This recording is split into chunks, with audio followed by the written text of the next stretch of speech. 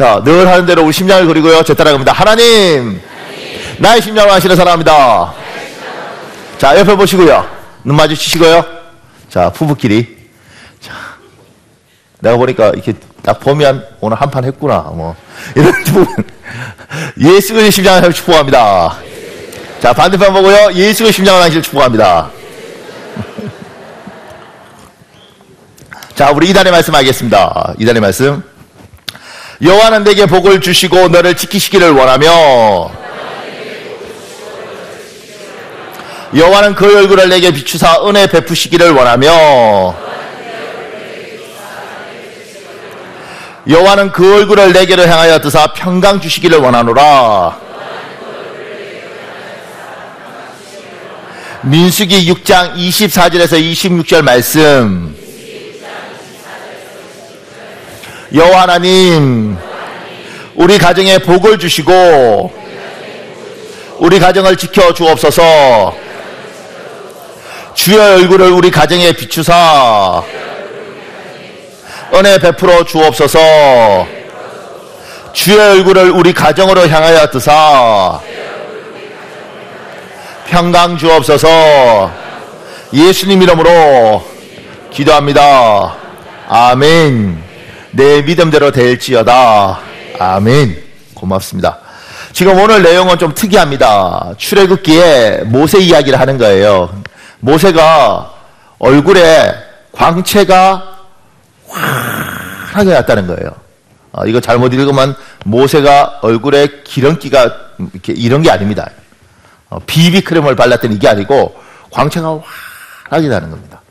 사람들이 보니까 이거 저게 얼굴이 달라요. 그래서 모세가 설교할 때 모세를 보는 게 말씀을 듣는 게 아니라 모세 얼굴을 이렇게 집중을 이렇게 하는 거예요. 그러니까 사랑하는 여러분, 너무 잘생긴 목사 찾지 마십시오. 제가 수원에 어떤 목사님이 하도 잘생겨서 성도가 나 그 교회 가고 싶어요. 그 교회 가고 싶어요. 그래서 결국 그 교회 갔대요. 그래서 이 교회 온 이유가 뭐예요? 그러니까 목사님 하도 잘생겨서 강대상에 쓰기만 해도 은혜가 온대. 미쳐.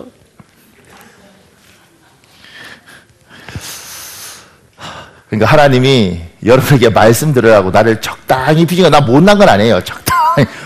아니, 우리 모친이 어렸을 때 동네에 못 데리고 나갔대요. 하도 아줌마들이 잘생겼다고 뽀뽀를 해대서 그때 영향을 너무 많이 받아서 이게 지금 조금 부은 거예요. 진짜 물어보십시오. 얼굴을 보는데 눈을 못 떼겠더래. 내 말이 아니고 우리 모친이. 권사님은 거짓말 하시겠어요. 나도 아멘으로 믿습니다. 근데 이제 한 번씩 이런 말씀 하세요. 그 좋은 인물이 어디 가고, 나이가 들면 어렸을 때 인물이 나온다는데, 언제 나오려나. 아이고, 주여. 그러니까, 말씀을 안 듣고, 얼굴을 보니까 모세가 얼굴에 이렇게 수건을 가리고 설교를 했어요. 하나님 앞에 가면 수건을 벗고, 사람들 앞에 오면 다시 수건을 쓰고 설교를 한 거예요. 이게 뭘까? 잘생겼다는 이야기인가? 이제 그 이야기를 좀 하려고 합니다. 제가 이렇게 적어놨습니다. 얼굴 피부에 광채가 나나 깨닫지 못하더라. 이건 단순히 모세의 외모에 관한 이야기가 아닙니다. 그런데 실제로 모세는 어떤 사람이었냐면 출애굽기 2장 2절에 있습니다. 여러분 읽겠습니다. 출애굽기 2장 2절 시작.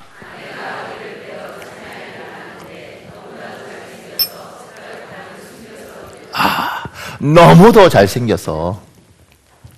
너무도 잘생겼다는 거예요. 태어날 때 잘생겼습니다. 그러니까 이게 지금 광채가 난다는 이야기가 잘생겼다는 이야기인가. 근데 지금 모세는 몇 살이냐면 출애굽기 7장 7절에 있습니다. 여러분 읽읍시오. 시작.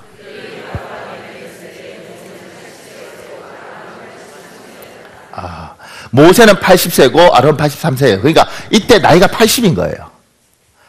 아무리 잘생긴 얼굴도 데일리스같이 깎은 듯이 생긴 얼굴도 나이가 70이 되고 80이 되면 그 오똑한 콧날이 뭉텅해집니다.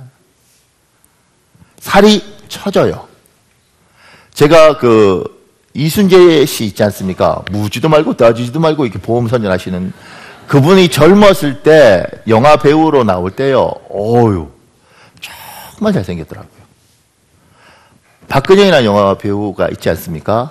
그분도 참 뭐 꽃보다 할배인가 뭐 그게 나오시던데 아주 인물들이 준수합니다. 그래서 이분들이 그 나이 때 너무 멋있게 생긴 거죠.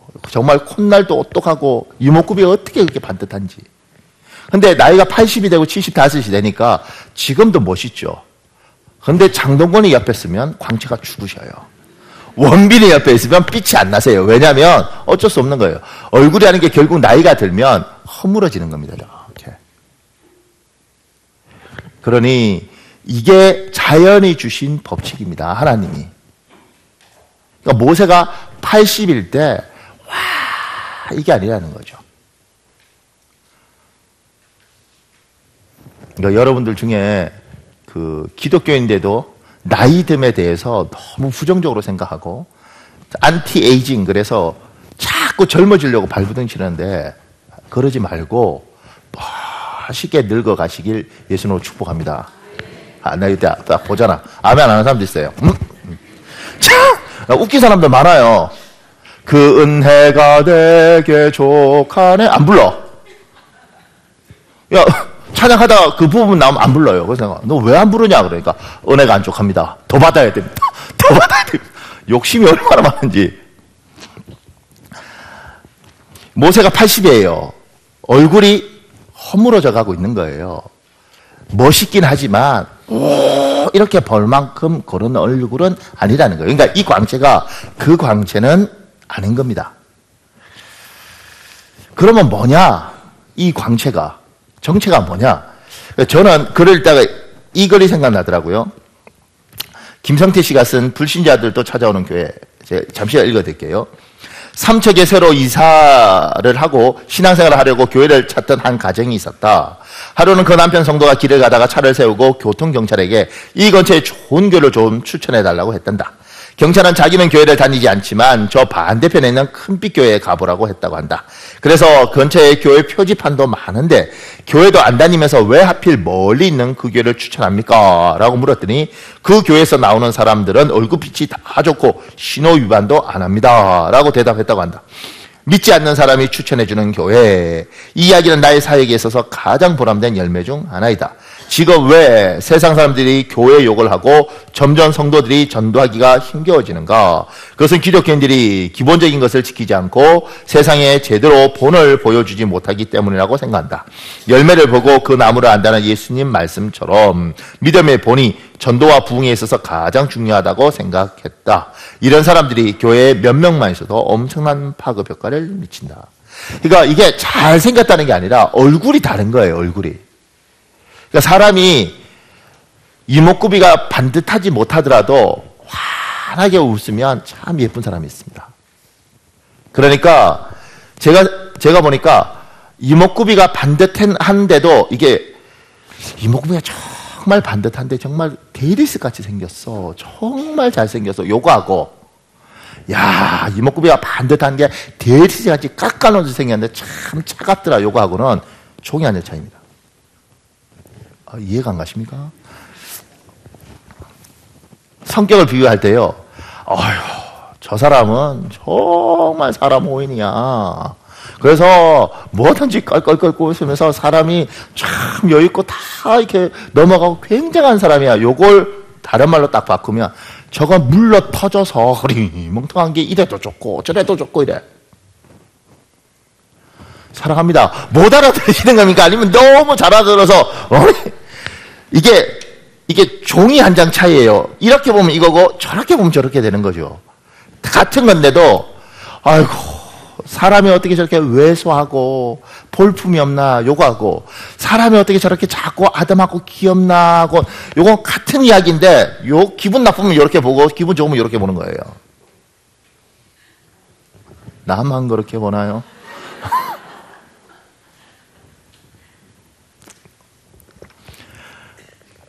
얼굴에 잘생긴 것보다는 얼굴에 밝고 좋은 사실 표정들, 웃는 표정들, 이게 훨씬 중요한 거라고요.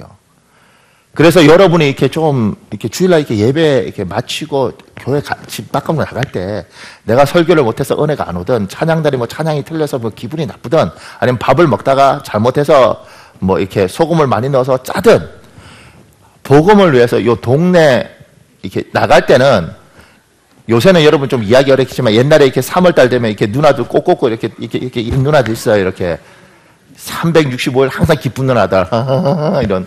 그러니까 조금 이게 여기서 교회 이게 바운드리 벗어날 때까지는 이러고 좀 사세요. 이게 뭐요? 이게 복음이요, 복음. 그래서 어떤 선교사님이 선교지 갔는데 선교사님은 선교사로 갔으니까 언어가 다 되는 거예요. 사모님은 남편이 선교사 가서 자기가 선교사가 됐는데 영어를 못하는 거예요. 어떡하겠어요?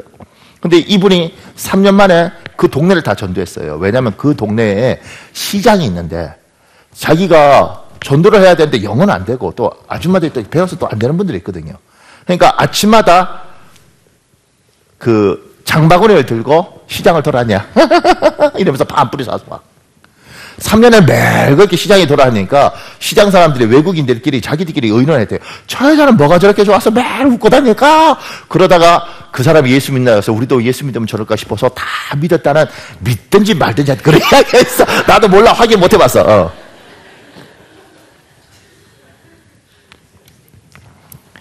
사람들은 잘 모르잖아요. 그러니까 얼굴 보고 이렇게 표현하는. 그러니까 여러분의 아이가 하나님에 대해서 교회에 대해서 부정적으로 생각한다면 여러분이 집에 가서 여러분의 행동을 한번 보시면 아실 수 있어요.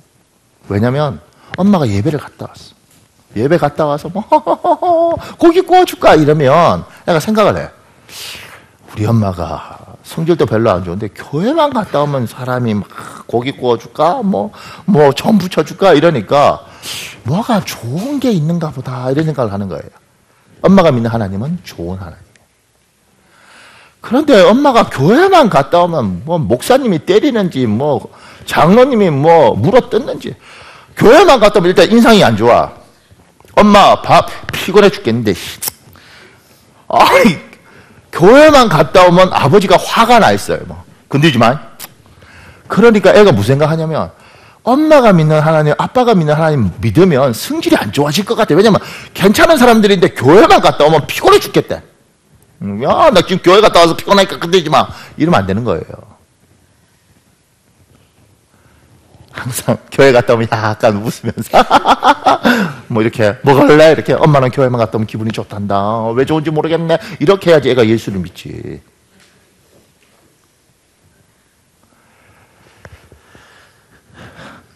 사랑하는 여러분, 하나님의 은혜가 여러분의 얼굴에 좀 있길 예수님으로 축복합니다. 근데 이 광채가 그 광채는 아니에요. 왜냐하면 골에서 나오는 광채면 로또 맞으면 막바로 나옵니다. 하나님의 필요 없습니다. 100억짜리 로또를 딱 맞았어요. 어떨 것 같아요? 누가 내 차를 받았어. 옛날 같으면 보험 차례 이러는데 한 100억 정도 로또 맞으면 어떻게 해요? 가세요. 보험 차례. 이 차도 가져가세요.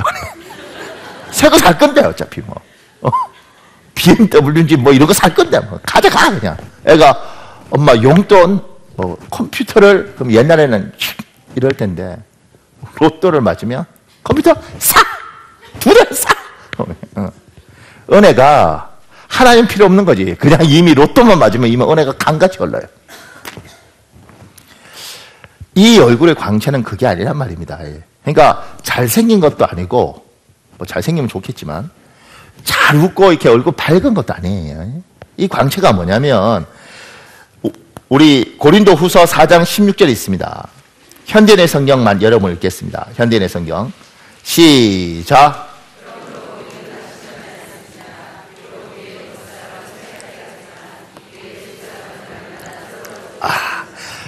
성경은 겉사람이 있고 속사람이 있답니다.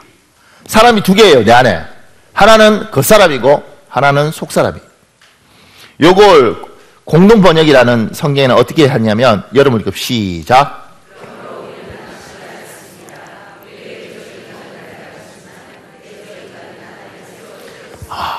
겉으로 보이는 외적 인간이 있고 안으로 보는 내적 인간이 있습니다. 겉사람이 있고 내 안에 또 다른 속사람이 있다는 거예요. 그냥 이게 외모, 그 다음에 정신, 이건 아니에요. 바깥에서 보이는 이런 모습의 사람이 있고 내 안에 속사람이란 뭐가 있는데 이 속사람이 달라지면 이 사람이 영향을 어디로 넣치냐면 이쪽으로 나와요. 사람은 안에 가득하면 바깥으로 나와야 안 나와요? 나와요. 요게 나이가 들면 자꾸 숨기는데 나이가 어리면 표가 납니다. 제가 옛날 태권도 배우는 애들 보니까 이 노란 띠들이 무서워요. 검은 띠보다. 노란 띠만 되면 뭐 앞차기 이런 거 배웠는지 버스 타려고 이렇게 쓰있든 뭐 어디 가면 항상 하이! 이러고 살아요. 가득 찬 거지.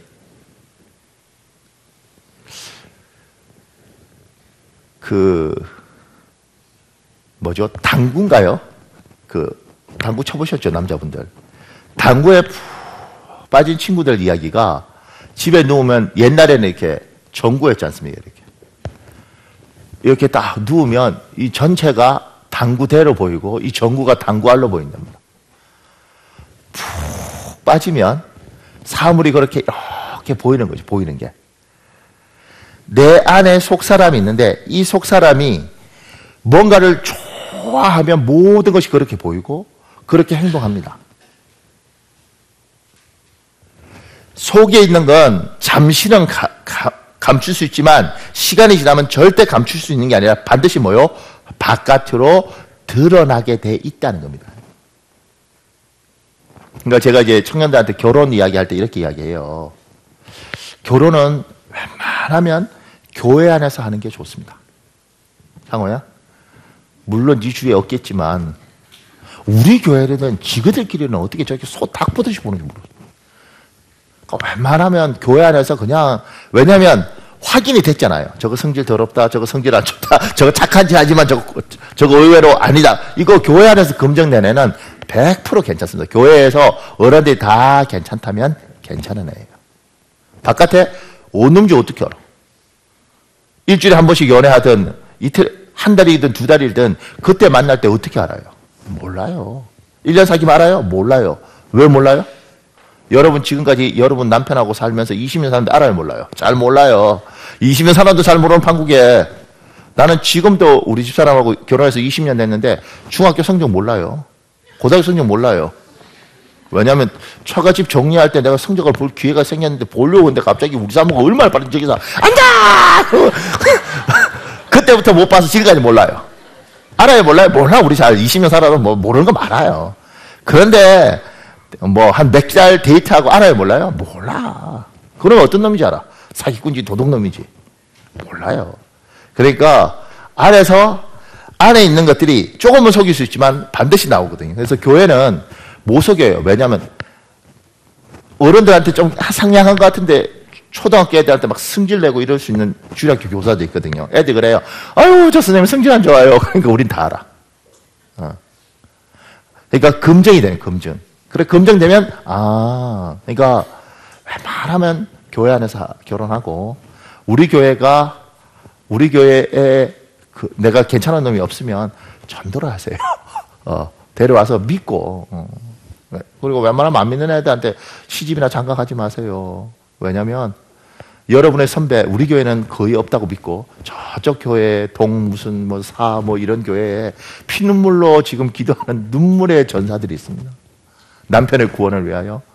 지금 태국 단기 선교 저거하고는 비교할 수 없는 20년 동안 영적 전쟁터에서 그냥 그러니까 웬만하면 믿는 사람한테 가고 인격이 좀 괜찮다 그럴지라도 내가 지금 설교하다 지금 3% 지금 가고 있는데 지금 마음이 따뜻해요.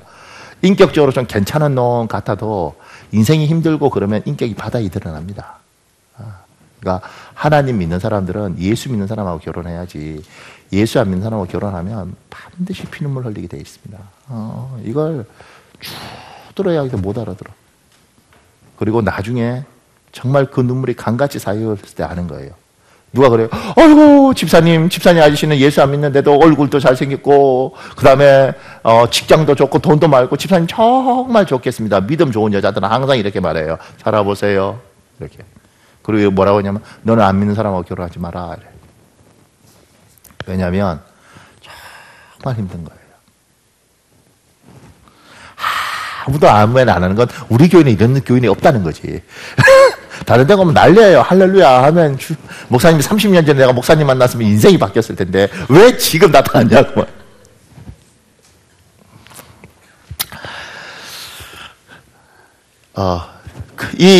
우리는 제가 여기 이렇게 적어놨습니다. 뭐라냐? 우리는 겉사람보다 속사람을 가꾸는 것이 목표입니다. 그러나 세상 사람들은 겉사람 말고 겉사람 이야기만 합니다. 여러분 안에 속사람이 있고 우리는 속사람을 멋있게 만드는 것들에 대해서 포인트를 두고 사는 겁니다. 왜냐하면 이 속사람이 멋있어지면 반드시 그것이 겉으로 드러나고 그 사람 멋있을 수밖에 없어요. 그런데 지금 세상이 기독교가 영향이 너무 적어져서 세상의 이 방송이나 이런 것들이 너무 심하더라고요. 그래서 기독교인들도 믿음 좀 좋은데도 엉뚱한 소리 많이 하세요. 내가 이제 교회 여자분들 중에 뭐 이런 분도 있어요. 목사님 뒤태가 예뻐야 된다. 처음에 뒤태가 뭔지 몰랐어. 뒷모습이라며 이게 뭐 엉덩이 이쪽 뭐 이게 뒤태인가 봐요. 뒤태가 예뻐야 된대. 결혼한 40대 아줌마가 뒤태가 예뻐서 뭐 할 거야? 아멘이 안 되는가 보군요. 예쁘고 싶은갑지. 여러분 신랑한테만 예쁘면 돼요. 동네 아저씨들한테 예뻐야 될 이유가 하나도 없어. 아멘이 안 되는군요. 그러니까 건강을 위해서 운동하는 건 괜찮은데 늘씬한 몸매를 위해서 청년들이야. 어디서 어떻게 이렇게 뭐가 썸씽이 있을지 모르니까 그러다 치더라도 아줌마 되면 건강을 위해서 그냥 동네에 이렇게 돌아다니는 건 모르겠는데 너무 목숨 걸고 뒤태 만들고 이러지 마세요. 그럼 만들어서 뭐 할 거야? 설교를 하면서 힘이 쭉쭉 빠지는데 이게. 남자들한테 이런 말 하더라고요. 수컷의 냄새가 확 온대요. 나 처음에는 저를 무슨 말인가 못 알아들었어. 청년들은 뭐 지그들끼리 젊으니까 애들이 사고도 치고 이러니까 그렇다 치고 가정 다 이룬 남자가 수컷의 냄새가 확 다음에 여자한테 풍겨서 뭐 어떡하겠다는 거예요. 그래서 나는 뒤태도 없고 수컷의 확 이런 것도 없어요. 아무것도 없잖아. 내가 그게 넘쳐나면 어떡하겠어 이게. 그냥 나보고 뭐라 그러지 마세요. 그냥 이렇게 두리뭉실하게 쪄도 그냥 더 먹이든가 이렇게 해야지. 내 아내한테 예쁘고 내 남편한테 예쁘고 그리고 다른 사람한테는 저 사람 참 좋은 분이다 이렇게 하면 되는 거예요. 저분 참 귀한 사람이다 이렇게 가면 되는 거예요. 저 남자를 볼 때마다 막 확 이러면 안 된다고. 옛날 그거 있잖아요. 이뻐 뭐 손모가지가 이뻐 무슨 이렇게 이러는데 그렇게 예쁠 필요가 없다고. 그냥 저 사람 참 반듯하네. 저 사람 참 열심히 사네. 그러면 되는 거지. 내가 설교 준비하면서 내 혼자 묵상을 하면서 이걸 가지고 우리 성도들한테 좀 미디어 영향을 너무 많이 받아서 막 어떻게든 더 젊어 보이고 어떻게든 더 멋있어 보이고 막 이렇게 해서 사람들이 보면서 멋있어요 이런 이야기 듣고 싶어하는 사람들이 있는데 그냥 참 괜찮은 사람이다 이 이야기는 들으면 몰라도 너무 이러지 마십시오. 결혼하고 가정이 이룬 사람들은 그렇게 살 이유가 하나도 없습니다. 결혼해서 가정을 이뤘는데 이게 뭐지? 식스팩? 미안합니다. 나도 있었던 것 같은데.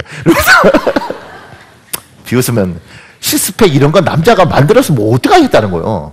수영복 입고 누구한테 보여주겠다고. 그냥 파자마 바람으로 마누라한테만 보여주면 되는 겁니다.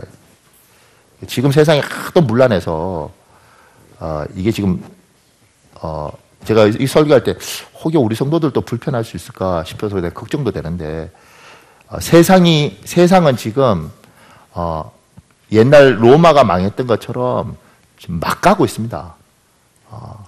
뭐 순결 이런 것도 없고 그 다음에 내 마음 드는 대로 아무 여자나 아무 남자나 그런 시대로 가고 있습니다. 그리고 가정이 다 깨지고 그 부분에서 전혀 양심의 가책도 없고 방송에 나오는 사람들은 그 부분에서 아주 그냥 사람들이 자극적이냐 그렇게 하는데 그거 다 죄 짓는 거예요. 남의 가정을 힘들게 해놓고 복 받을 것 같아요.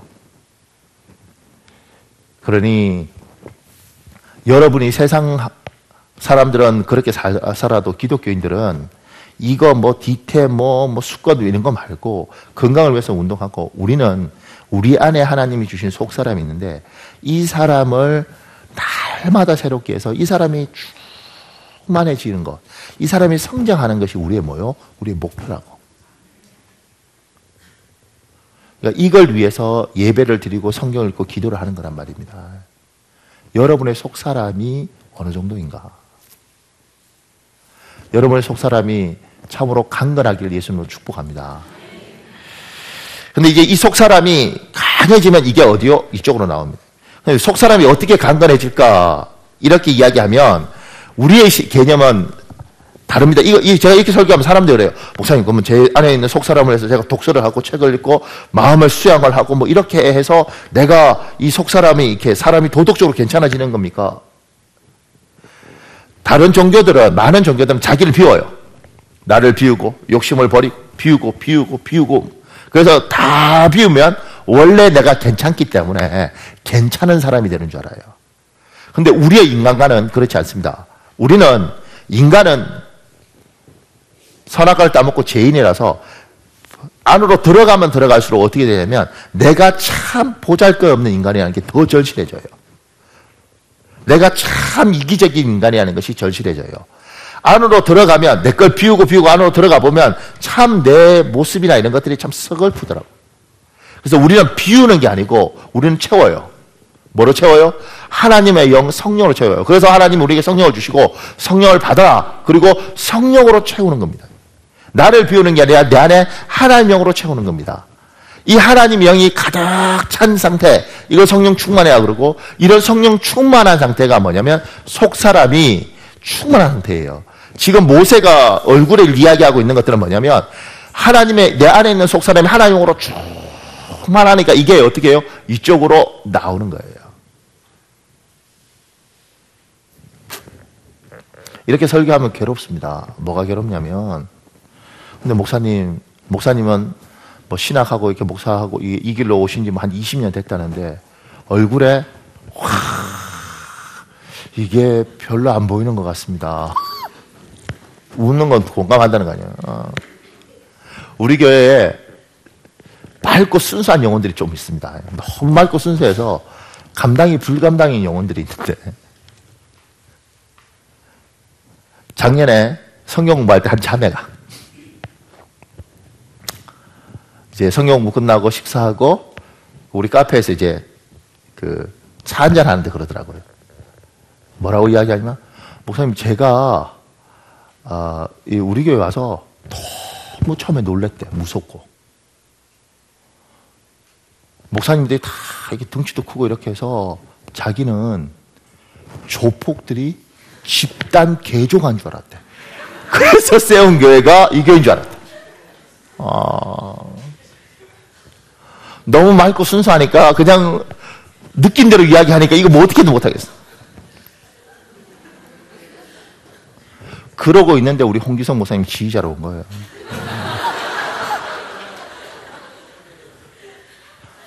그러니까 어느 날 가만히 생각해 보니까 우리 목사 5명이서 까만 양복 입고 선글라스 끼고 이렇게 다니면, 이 동네 다니면 정말 괴롭더라고.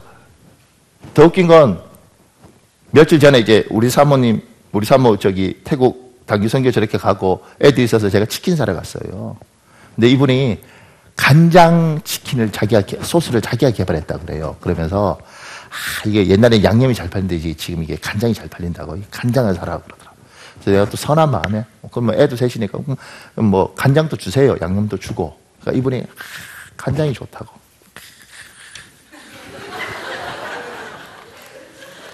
거기다 대놓고 내가 목사요! 이러면 여러분은 나한테 상처 주면 안 돼요. 왜냐면 내가 세상 살면 상처가 많아. 왜냐면 우리 목사들끼리 밥 먹으러 갔는데 뭐 개업을 해서 그냥 개업했으니까 팔아주면 좋잖아요. 그래서 우리 잘 몰라도 들어갔죠. 들어갔는데 그 아저씨가 뭐 짜글인지 뭐지 하여튼 무슨 찌개인데 반주. 난 처음에 반주가 이거 반주인 줄 알았어요. 반주. 나중에 반주. 그걸 3번을 안 가잖아요. 그치? 지나갈 때보다 보잖아. 저기가 저렇게 분위기 파악을 못해서. 근데 이게 좀 웃깁니다, 이게. 남모 목사, 저 김영진 목사 셋이 가면 100%구나. 권성 목사가 가면 또 덜 권하는 것 같아.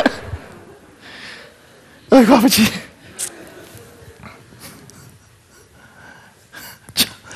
저도 괴로워요. 왜 우리 안에 속 사람이 있고 이 속 사람이 성령으로 충만하면 이쪽으로 나와서 사람들이 볼 때, 잘생기지 않아도, 그냥, 이렇게 웃지 않아도, 저 얼굴에 뭐가 있다. 야, 저 얼굴에 뭐가 있다. 이렇게 될 텐데, 왜 이게 안 되는가, 우리는. 근데 제가요, 예수 믿고 얼마 안 됐을 때, 그때 청년이었잖아요. 청년인데, 제가 이렇게 길 가는데, 누가 저보고, 길에서, 저기, 그래서, 그러니까, 예수님 믿으세요? 그래서 제가, 예. 어떻게 하셨어요? 예수 믿는 사람 같이 보여요. 그러고 가더라고. 할렐루야. 그때 이후에 지금까지 못 들어봤어요. 신학도 하고 목사도 됐는데. 우리 교회 성도들 중에서도요, 은혜 받고 얼굴이 환한 자매들이 있었어요. 제가 이렇게 보면서, 예쁘다. 이 예쁜 게 우리 교인들이 우리 교인들이 괜찮죠. 근데 우리 교인 중에 미스 코리아 이런 거 나갈 수준은 아니잖아. 우리끼리 솔직히. 근데 예쁘죠, 내년에. 근데 정말 미스 코리아보다 더 환하게 예쁜 자매들이 있었어요. 은혜 받고 하나님 영어로 충만하니까 그 얼굴에 평안이 확 흘러나오더라고요. 근데 그게 보통은 3개월, 길면 6개월이면 끝입니다. 신기하죠? 왜 그럴까? 처음에는 분명히 나도 그렇고 참 많은 사람이 예수 안 믿고 화해요, 얼굴이. 그리고 너무 좋다는 거예요. 그러면서 증상이 있습니다. 무슨 증상? 막 예배 오고 싶어요. 예배 드리고 싶대. 예배를 조금 더 길게 드렸으면 좋겠대. 우리는 우리 교회 예배는 다른 데는 1시간이면 끝난데 우리는 길면 1시까지야. 우리는 예배가 짧대. 우리 10분 기도할 때 이 10분 기도도 선생님 눈 감고 이렇게 뜨면 10분 지났대. 누구는 기도하다가 눈 떴다가 나한테 걸렸다가 다시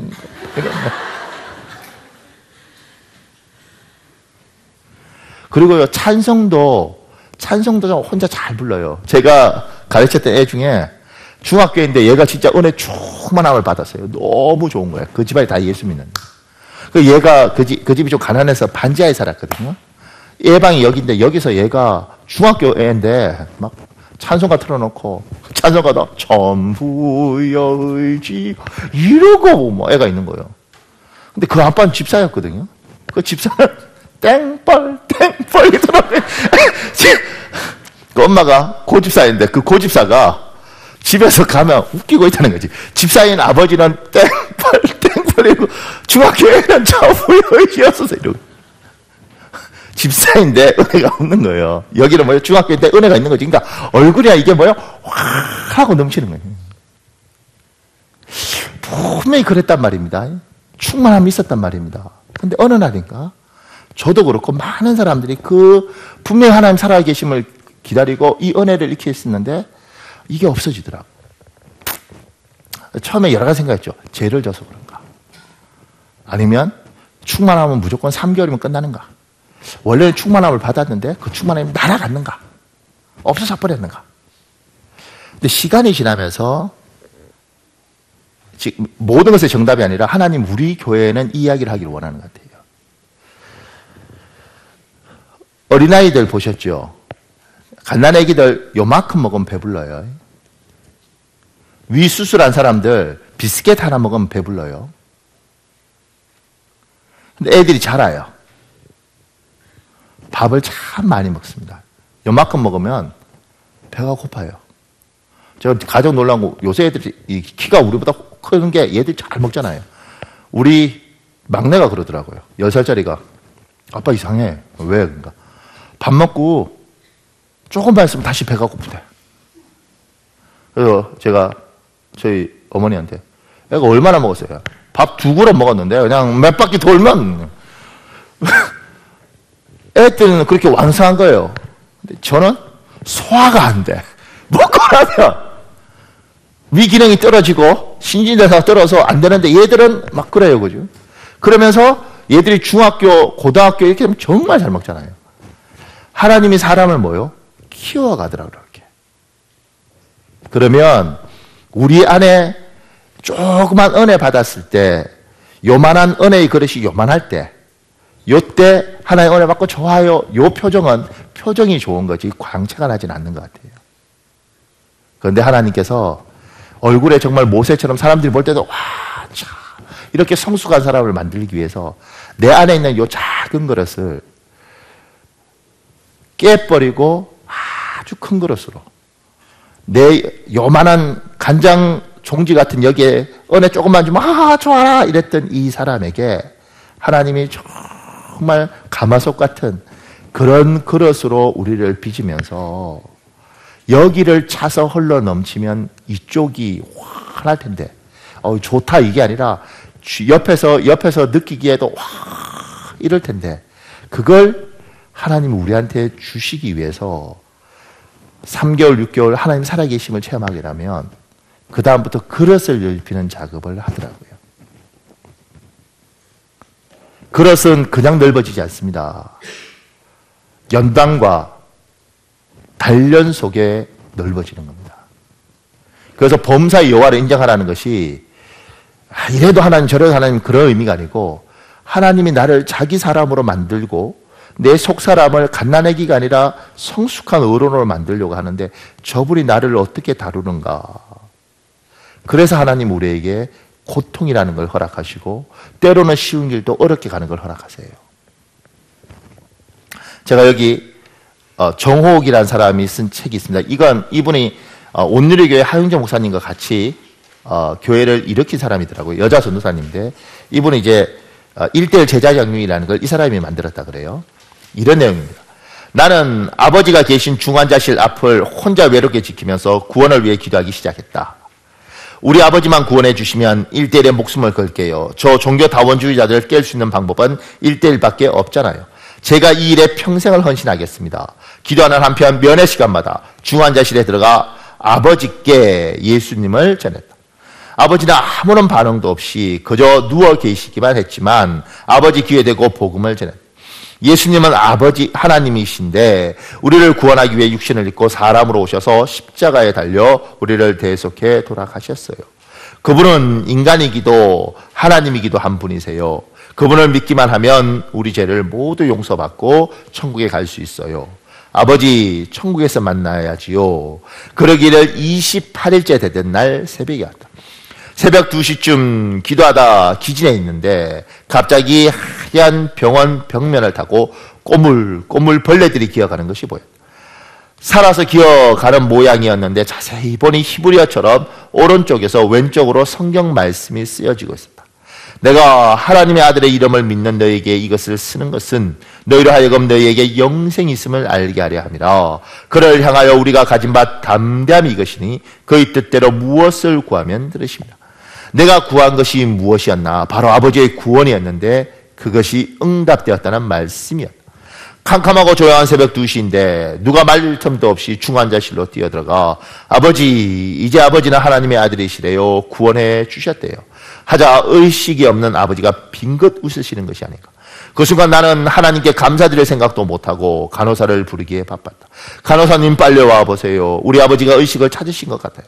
간호사들이 달려와서 할아버지 제 말 들리세요? 하고 여러 번 물었지만 아버지는 다시 아무런 반응도 보이지 않았다. 하지만 그들이 보는 데서 아버지 이제 구원을 받으셨대요 하면 여지없이 빙긋 웃으셨다. 간호사들도 놀라기는 마찬가지였다. 그 완벽한 구원에 감사해서 기뻐서 펄펄 뛰며 온 가족들을 불러 모았다.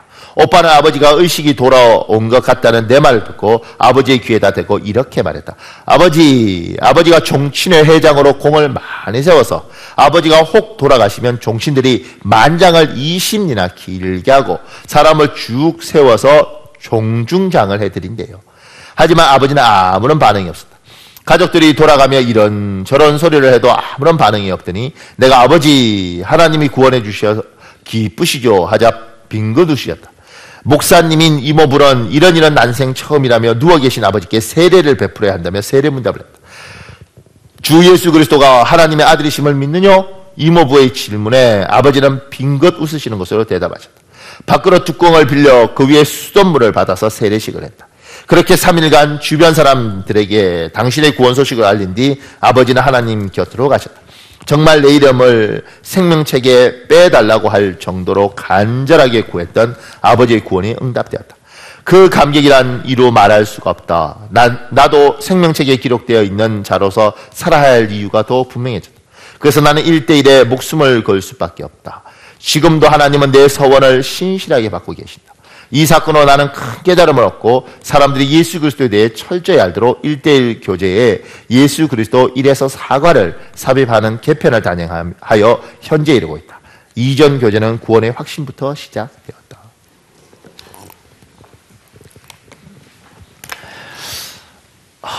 아버지가 중환자실에서 28일 있었어요. 그럼 여러분 별 생각이 없으십니까? 전 돈 계산이 됩니다. 어이구, 집 날아갔다. 그런데 우리가 생각할 때는 빨리 돌아가시든 아니면 뭐 일어나서 걸어가시든 이게 우리 생각이라고요. 왜냐하면 우리는 이 땅에서 복을 받는 방법, 그 부분에서 포커스가 있는 거예요. 그런데 하나님은 28일 동안 여기 두면서 이분에게 계속 기도시키면서 결국 가족들 모두가 걱정하는 가운데 구원이라는 것들을 이루면서 이 정옥이라는 전도사님에게 예수 그리스도의 중요성, 그리고 네가 가질 이 교제가 수십만 명이 지금 공부할 텐데 여기에서 이 부분이 꼭 필요하다는 걸 가르치고, 그리고 이 가족들 전체 믿지 않는 집안에게 하나님이 살아계심을 확인시키는 거예요. 이런 걸 통해서 뭐요? 이분이 머릿속에 있던 이 생각에서 생각이 넓어지는 거예요. 속사람이 빨리 돌아가시든 말든 낫든 이게 아니라 하나님이 하나님의 뜻을 이루어 가시는구나. 하나님이 이렇게도 하시는구나. 그리고 속사람이 넓어지고 커지고 깊어지는 거예요. 이 땅에서 예수를 믿고 복을 받아야지요. 예수를 믿고 잘 돼야지요. 저도 그러고 싶어요. 근데 하나님이 예수를 믿게 하시면서 우리에게 요구하는 건 뭐냐면 너의 겉사람도 있고 속사람도 있는데 나는 속사람을 보고 싶다. 너희 속사람이 그냥 갓난아기처럼 처음 예수를 믿고 하이 좋아요 이것이 아니라 자라서 성숙해서 딴 사람 볼 때 모세처럼 그냥 좋은 표정 정도가 아니라 모세처럼 얼굴에 광채가 쭉 나와서 야, 저 사람을 보니 예수 그리스도를 하나님을 내 눈앞에서 보는 것처럼 보인다, 이런 이야기를 하나님 듣고 싶은 거예요. 저는 제가 목사로서 나이가 들어가면 들어갈수록 기대가 있습니다. 제가 해보니 눈도 안 좋아지고 목소리도 전보다 기도할 때도 힘도 덜하고, 제가요 옛날에 정말 기도 잘했습니다. 이렇게 제 입으로 이야기하면 웃기지만 정말 기도 잘했습니다. 그리고 기도하면 뭐 3시간 4시간 계속 부르짖어도 목도 안 쉬어요. 예배당 이렇게 있으면 용서하십시오, 막 기도하면 이 벽이 울릴 정도로 꽉 울릴 정도로 기도할 수 있었어요. 근데요 나이가 들어간다는 게, 미안합니다, 저보다 연세 많은 분 훨씬 많은데 목사들은 좀 빨리 늙더라고요. 뭐냐면 보는 사람들이 나이가 든 분들이 많고 장례도 많이 치르고 이러다 보니까 인생에 대해서 빨리 늙어가는 것 같아요. 그리고 체력적인 또 운동 안 하잖아요. 우리는 우리 인생에 오직 낙은 뭐예요? 예수를 믿고 먹는 거. 그거 외에는 우리가 뭘 하겠어요. 그러다 보니 운동을 안 하고 몸이 좀 그래요. 그렇게 해서 체력이 떨어지니까 기도도 막 기도하면 옛날 같으면 마음은 그런 거예요. 막 3시간 4시간 기도할 것 같은데 막 열심히 기도하다가 이렇게 해요. 힘이 들더라고, 기도가. 그리고 집중력도 떨어지고. 그럼에도 불구하고 늙어가는 부분에 대해서 세상 사람은 그래서 안 늙으려고 발부둥치지만 우리는 하나님이 주신 이 자연의 법칙, 언젠가는 반드시 천국 가야 되고 이 육신의 장막을 벗어버려야 될 날이 올 거라고 믿고 있잖아요. 그러니까 그때 제가 드는 생각이, 나이가 들어가면 들어갈수록 속사람이 씻어지는 것에 대한 기대가 있더라고요. 그래서 어떤 목사님이, 나이 많고 참 인생을 겪었던 목사님들이, 우리가 볼 때는 그분들은, 우리 지금 대한민국의 목사들은 정말 공부를 많이 했어요. 전 세계에 미국이고 뭐 이런 영국이고 우리하고 비교가 안 돼요. 왜냐하면 이만큼 공부하는 목사들이 없어요. 그러면 우리 입장에서 옛날 목사님들 너무 우습다고요. 왜냐하면 옛날 목사님들은 다 성경학교 나와서 목사님 되신 분들이잖아요. 그러니까 굉장히 우습게 보이는데 이분들한테 우리가 비교해서 당할 수 없는 것이 뭐냐면 연단들은 막 이겼고 성도 하나하나를 위해서 기도했던 그분들이 한 8수쯤 돼서 목소리도 잘 나오나요? 근데 그런 분들이요 어느 날 강단에 서서 성도들한테 마지막 축도할 때 그런 적이 있었습니다. 축도할 때 손 들고 우리가 보통 거잖아요. 이제는 우리 주 예수 그리스도의 은혜와 하나님 없고 우리는 또 젊은 목사들이 힘있게 하니까 이제는 우리 주 예수 그리스도의 은혜와 뭐 이렇게 한다고. 근데 이분들이 힘이 없으니까 손 들고 이제는 이러는데요. 저기서 막 울어. 몸에서 뭐가 이렇게 확 밀려오면서 참을 수가 없는 뭐가 우르르 우리 주 예수 그리스도의 은혜와. 제가 그걸 보면서 저게 우리가 따라갈 수 없는 지식, 지혜, 뭐 영어, 중국어 이런 능력하고 상관없이 저 안에 있는 하나님의 영으로 속사람이 하나님의 영으로 충만하고 이 충만했던 사람을 하나님께서 연단과 고통을 통해서 더 큰 그릇으로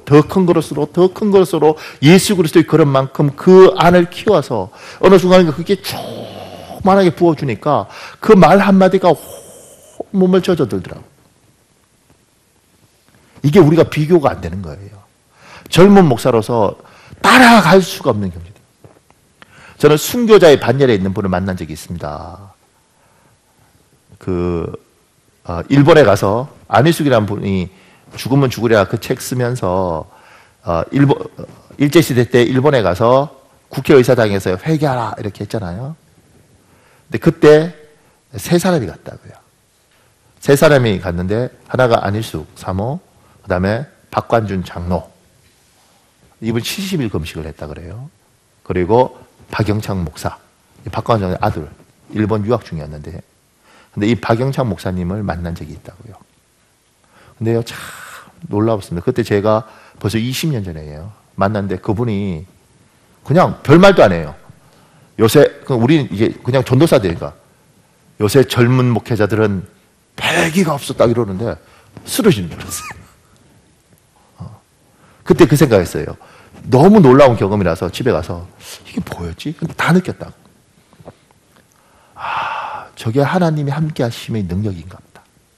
머리로 믿는 게 아니고 그냥 들어서 대충 아는 게 아니라 몸으로 하나님을 겪어가면서 목숨까지도 왔다 갔다 하면서 신앙 생활을 하면서 이 속사람이 죽었다가 다시 살아서 더 커지고 죽었다 더 커지고 그러면서 어느 순간인가 목숨도 두려워하지 않는 그 넓이와 깊이의 그릇이 되니까 저 그릇에 흘러나오는 것이 저런 건가 보다. 이런 생각을 하겠다. 제가 여러분한테 미안한 게 하나 있는데 그게 뭐냐면 제가 너무 젊잖아요. 이제 29? 네. 죄송합니다. 목사들 원래 나이를 잘 공개 안 하잖아요. 뭐 우리 교인들은 다 아니까. 그런데 너무 젊은 목회자니까 아직은 그러니까 지식도 있고 공부도 열심히 하고 책도 열심히 있는데 그걸 못하는 거예요. 그 깊은 삶의 경륜은 말 한마디 한마디마다 인생을 정말 얼마나 많은 장례를 지내보고 얼마나 많은 아픈 사연들을 보고 그걸 다 품고 기도하면서 살아왔던 그 그릇이 안 되더라고요. 그러면서 배우는 거예요. 선배들에 대해서 함부로 판단한 내 죄가 너무 많고 내가 저분들을 만큼 내 속사람이 지식이 부족한 것이 아니라 이 속사람이 안 자란 거죠. 하나님이 여러분을 키워갈 때 그냥 복 주는 거, 돈 좀 주는 거 간단합니다. 그러니까 그게 목표면 신앙할 때 지치는 거예요. 주님, 내 남편을 축복해 주십시오. 근데 내 남편이 이번에 승진을 못했어. 주여, 우리 애 대학을 가게 해주십시오. 근데 우리 애가 명문대를 못 갔어. 목표가 그것밖에 없다 보면 신앙생활이 하는 게 참 지치게 돼 있습니다. 그런데 어느 순간인가 하나님께서 나에게 요구하는 내 속사람이 예수 그리스도의 형상을 닮을 때까지 하나님이 만들어 간다는 걸 이해가 되면 하나님이 우리에게 연단을 허락하시는 것도 이해가 가는 거예요. 하나님 왜 저걸 나에게 허락하시는가? 근데 못 깨달아요. 못 깨달아요. 제가 이번에 기사를 보는데 60 몇 살 된 할머니가, 할머니도 아니죠 사실은 요새는. 근데 할아버지하고 황혼 이혼을 하기 위해서 법원에 소장을 냈어요. 판사 앞에 썼습니다. 근데 원래 판사들은 이렇게 같이 살라고 이렇게 중재를 하잖아요. 어떻게든 살라고 이렇게. 근데 판사가 이제 40대인 거예요. 그러니까 어리면 30대 뭐 20대면 살아보세요. 뭐 이렇게 판사가 이야기할 텐데 자기보다 열몇 살 많으니까 이게 말하기가 좀 곤란한 거예요. 그래도 판사가 그래도 이렇게 황혼에 이혼하는 게 이게 좀 좋지 않아 보입니다. 어떻게든 같이 사시는 게. 근데 이 할머니가 뭐라고 이야기하냐면 판사님이 앞으로 10여 년 더 살아서 내 나이가 되면 이해하실 텐데요. 판사 죽어. 제가 60평생 한 번도 행복해 본 적이 없어요. 결혼해서도 한 번도 행복해 본 적이 없어서 이제 제가 이 60이 넘은 나이에 이혼을 하고 내가 한번 행복해 보고 싶었어요.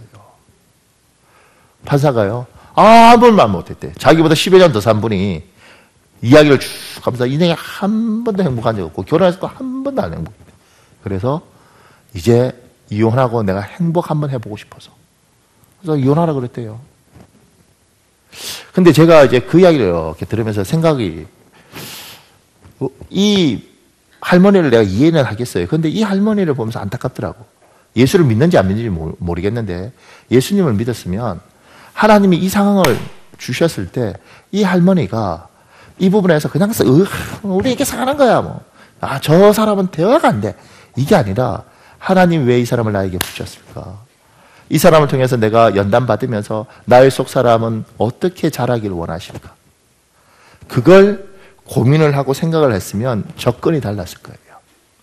하나님은 조금 전에 제가 안 믿는 사람하고 결혼하지 말라고 그랬잖아요. 제가 웬만하면 하지 마세요. 근데 내가 너무 좋아, 미쳐버리겠어. 그 남자하고 결혼 안 하면, 그 여자하고 결혼 안 하면 죽을 것 같아.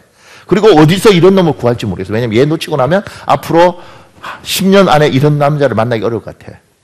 그래서 결혼을 했어요. 근데 하나님께서 막걸리 먹지를 막죠. 근데 하나님 허락을 하셨어요. 왜 허락하셨냐면 내 속사람이 거기서 배워야 될 게 있는 겁니다.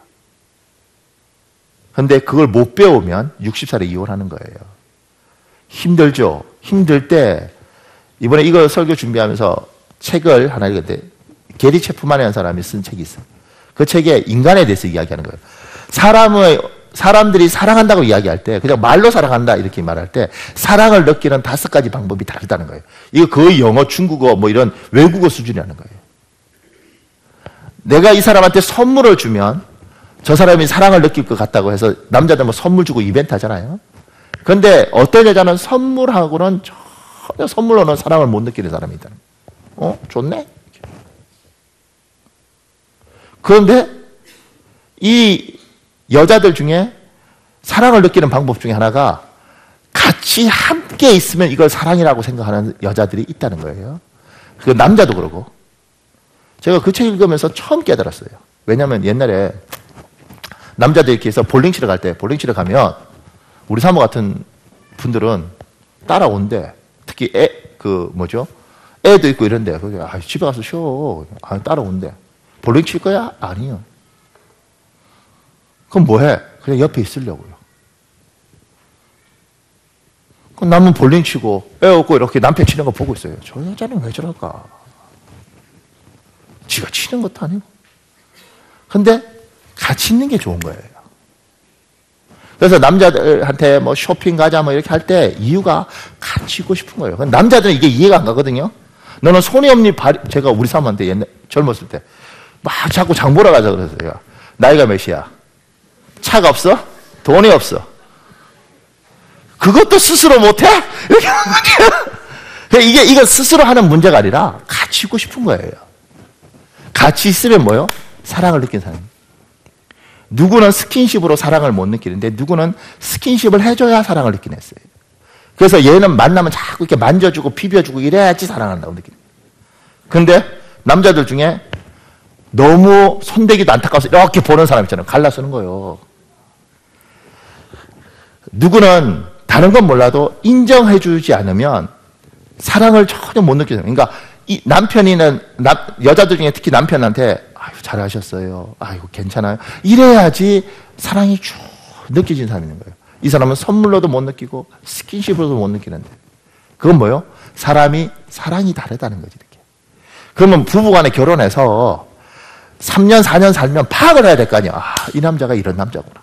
그럼 어떻게 해요? 목사님, 이 남자가 이런 남자든 뭐든 나는 바꿀 거예요. 뜯어고칠 거예요. 그러지 마세요. 이게 자동차가 아니거든. 그냥 사십시오. 왜냐하면 인간은 제가 해보니까 바꾸는 게 쉽지 않습니다. 그냥 사는 거예요. 아, 내가 이런 남자를 선택했으니까 잘 보고 뭐 맞춰서 사는 거예요. 내가 이런 여자를 선택했으니까 잘 보고 뭐요? 맞추고 사는 거예요. 고치려고 하는 순간 갈라서는 겁니다. 제가요, 우리 사모님 흉보면 안 되는데, 우리 사모가 놀라운 게 화장실이나 뭐 이런 데 가면 불을 잘 안 꺼요. 부엌이나. 그 불을 안 끄면 나도 보여요. 그래서 말을 냈죠. 여보, 화장실 불을 안 껐네? 여보, 부엌 불을 안 껐네? 이래요. 자꾸 말을 하니까 우리 거리가 점점 멀어지더라고요. 안 고쳐져요. 어느 순간인가 제가 그냥 이런 여자하고 사는 거죠. 전기세를 아낄 것이냐, 부부관계를 유지할 것이냐. 굉장히 간단해요. 근데 그 전기세 몇 분들 갈렸을 수 없잖아요. 오케이? 그리고 그냥 내가 꺼요, 이렇게. 근데 더 놀라운 건 어느 날 화장실에서 나오는데 저희 모친이 그러더라고요. 목사님 요새 불 안 끄시네요.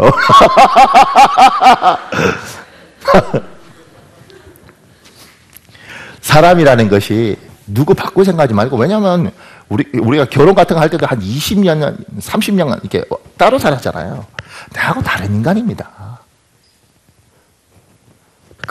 좋아서 결혼했으면 뭐가 좋았겠죠. 그러면 다 인정하고 이 사람이 이런 사람이에요. 그게 뭐요? 파악을 빨리 하고 맞춰서 사는 거예요. 그걸 하는 만큼 내 속사람이 그릇이 뭐요? 넓어져 있는 거예요. 품는 거라고 이렇게. 내가요, 부모들 중에 가장 황당한 부모는 이런 거예요. 자기 애 보고, 아니, 어떻게 이런 애가 태어난지 이해가 안 된대. 난 그런 말 하면 부모가 이해가 안 돼요. 당신의 유전자하고 당신 사모 유전자하고 어떻게 잘 배합돼서 어떻게 나왔겠지. 근데 배합 상태가 조금은 아주 천재적으로 나왔었는데 배열이 좀 잘못됐나 뭐 이렇게 해서 그렇게 나왔겠지.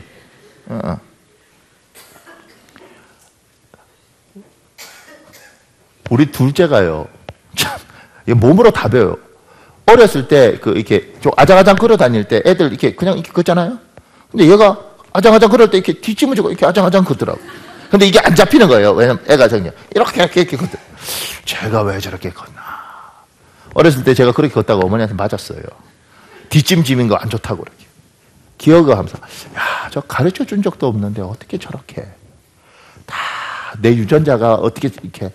내 유전자 중에 상위 1%만 어떻게 하고 우리 사모 유전자 상위 1%만 모였으면 좋겠는데 그건 아닌 거잖아요. 어떻게 온 거죠? 그러면 뭐요? 그 아이를 주신 하나님을 인정하고 내하고 다른 아이인데 그 아이를 품고 그 아이를 하다 보면 내 속 사람이 커져가는 거예요. 그래서 때로 하나님이 병든 아이도 주십니다. 제 스승 중에 독일에서 공부한 분 중에 애가 넷인데 셋째가 불구예요. 멋있는 사람입니다. 독일에서 공부하고 와서 와이셔츠 목사인데 이렇게 다 죽었죠. 그러니까 제가 그거 보면서 하나님이 안 주실 수도 있죠. 근데 하나님 허락하셨어요. 왜 주셨을까? 그걸 왜 이런 일이 나에게, 어차피 벌어진 일이잖아요. 하나님, 어차피 나에게 벌어진 일입니다. 내가 이 땅에서 잘 먹고 잘 사는 게 목표면 세상 사람하고 똑같지만 내가 예수 그리스도의 사람으로 하나님께서 내 겉사람은 나이가 들면 반드시 후패하지만 내 속 사람은 날로 강건해진다 그랬으니 이걸 통해서 하나님, 내가 예수 믿는 사람으로서 내 안에 하나님의 사람이 풍성자라고 하나님 영으로 충만해져서 사람들이 내 얼굴을 볼 때, 내 자식들이 내 얼굴을 볼 때 아빠 얼굴만 보면 참 우리 아빠는 그렇게 잘생긴 것 같지 않는데 나는 아빠 얼굴이 너무 좋아요. 집사님 얼굴 보면 아주 예쁜 거 이런 거 잘 모르겠는데 참 그 얼굴에 뭐가 있는 것 같아요. 집사님 참 좋은 사람 같아요. 집사님 같은 분을 아내로 둔 바깥 집사님은 정말 복이 많은 것 같아요. 이렇게 말을 할 수 있도록 이 안이 쭉만 하는 거예요. 그게 그대로 쫙 드러나는 거예요. 그래서 지금 저는 모세가 이 사람 연단 많이 받았잖아요. 고생 많이 했잖아요.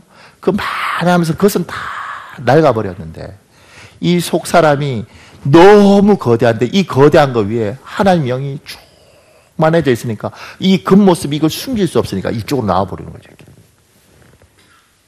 저도 기대합니다. 제가 80까지 살면 주께서 나를 불쌍히 여겨서 아멘 안 해도 상관없어요. 이미 늦었어. 근데 여기로 쫙 나올 수 있는 얼굴에 막 기름기 흐르는 것이 아니라 저 얼굴에 뭐가 있어. 잘생기고 뭐 오똑하고 이목구비가 대리석 같고 이게 아니라 저 얼굴에 뭐가 있어. 저 얼굴을 보다 보면 자꾸 하나님의 은혜가 있는 것 같고 저 얼굴을 보면 참 편안한 것 같고 참 저 사람이 믿는 하나님, 저 사람이 아는 하나님을 나도 믿고 싶다. 그래서 모세의 얼굴을 사람들이 보고 그의 소리를 듣게 되는 거예요. 오늘 시간에 우리 한 10분 정도 기도할 수 있는데요. 사랑하는 여러분,